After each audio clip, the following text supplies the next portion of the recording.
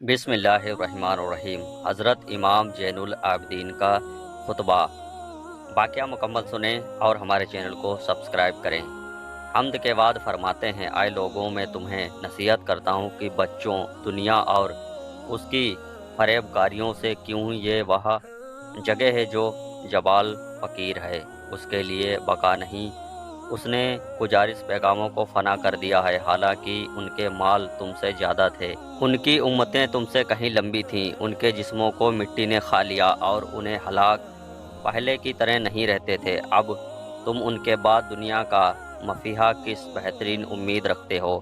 افسوس، خبردار و ہوشیار ہو جاؤ کہ اس دنیا سے لپٹے رہنا اور اس میں مشغول ہو جانا بے فائدہ ہے، لہٰذا اپنی گزارش اور آئندہ کی زندگی پر غور کرو اور نفسانی خواہشات سے فارغ ہونے اور عمر کی مدت کم ہونے سے پہلے اس دنیا میں نیک کام کرو، جس کا اچھا صلہ آئندہ تمہیں ملے گا، کیونکہ ان اونچے اونچے محلوں سے بہت جلد قبروں کی طرف بلائے جاؤ گے اور اچھے برے کاموں کے بارے میں تم سے حساب لیا جائے گا۔ خدا کی قسم بتاؤ، کتنے تجاروں کی حسرتیں پوری ہوئی ہیں، کتنے جابر ہیں جو لوگ ہلاکت کے گڈھے میں جا گرے، جہاں ان کی ندامت نے انہیں کوئی بھی فائدہ نہ دیا، اسی کا صلہ انہوں نے پایا جو کچھ دنیا میں انہوں نے کیا تھا۔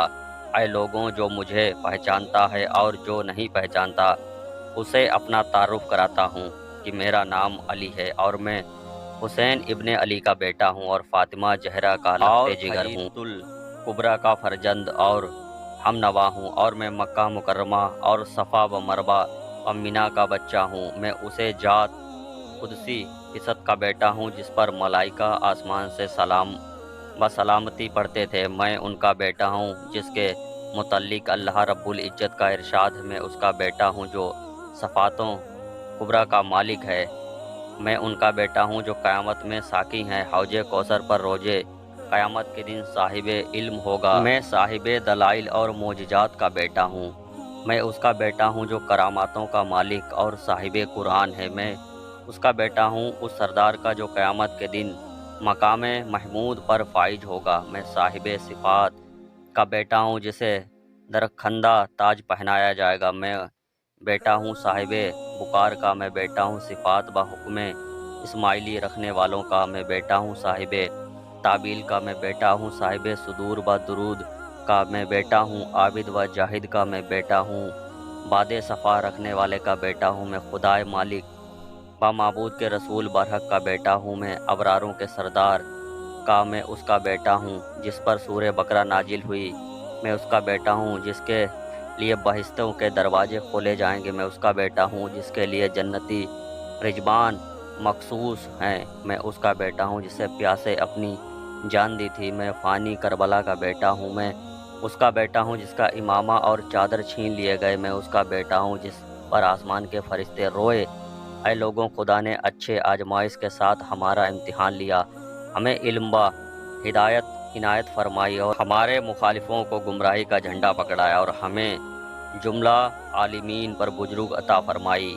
ہمیں وہ دیا جو اہل عالمین سے کسی کو نہ دیا، اور ہمیں 5 چیزوں کے ساتھ مخصوص فرمایا جو مخلوق میں سے ہیں کسی نے نہیں پائی جاتی، یعنی نمبر 1 علم، نمبر 2 شجاعت، نمبر 2 سخاوت، نمبر 4 محبت خدا، نمبر 5 محبت رسول صلی اللہ علیہ وسلم، اور ہمیں وہ عطا فرمایا جو مخلوق میں سے کسی کو نہیں عطا کیا۔ حضرت امام جعفر صادق رضی اللہ تعالیٰ عنہ ارشاد فرماتے ہیں کہ اس خطبہ کا یہ اثر ہوا کہ لوگ چیخ مار کر رونے لگے، اور اس قدر ہیجان بڑھا کہ یزید نے گھبرا کر مؤذنوں کو اذان دینے کا حکم دیا۔ مؤذنوں نے اذان دینی شروع کر دی۔ جب مؤذن نے اللہ اکبر کہا تو امام نے جواب میں فرمایا، اللہ اکبر فوق کل کابرین، بے شک اللہ سب سے بڑا ہے۔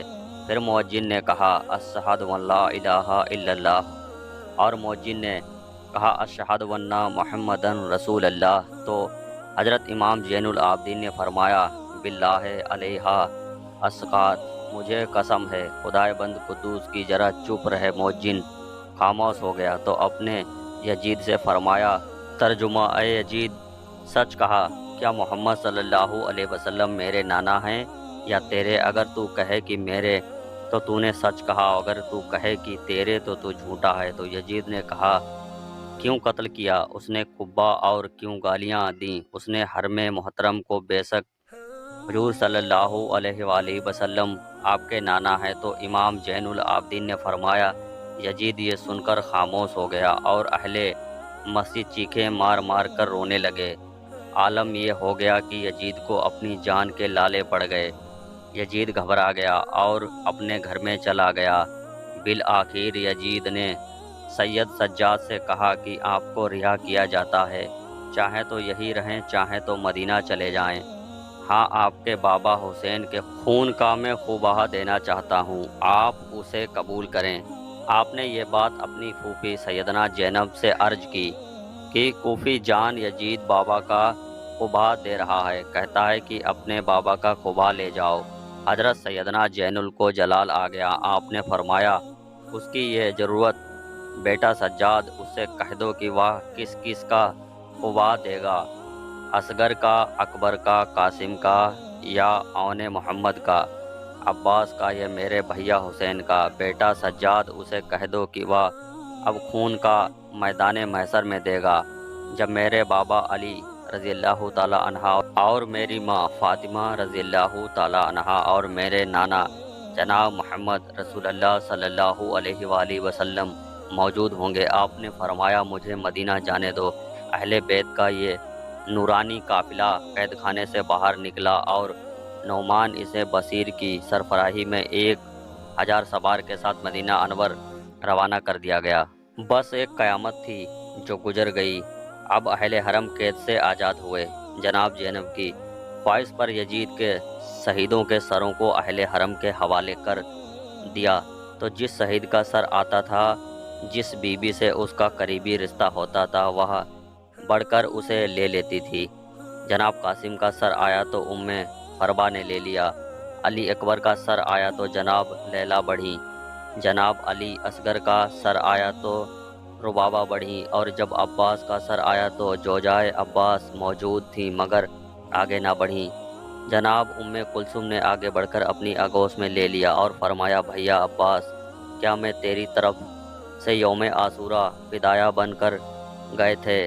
آپ میری گود میں آئے ہیں۔ تمام بیٹیاں رونے لگیں۔ حضرت امام حسین رضی اللہ تعالی عنہ کے سر انور کو چھوڑ کر باقی شہدائے کرام کے سروں کے دمشق میں دفن کر دیا گیا، جو آج بھی دمشق کے تاریخی قبرستان بابو صغیر میں سڑک کے پورب طرف مرجع عالم بنا ہوا ہے۔ ایسے ہی سچے قصوں کے لیے ہمارے چینل کو سبسکرائب کریں۔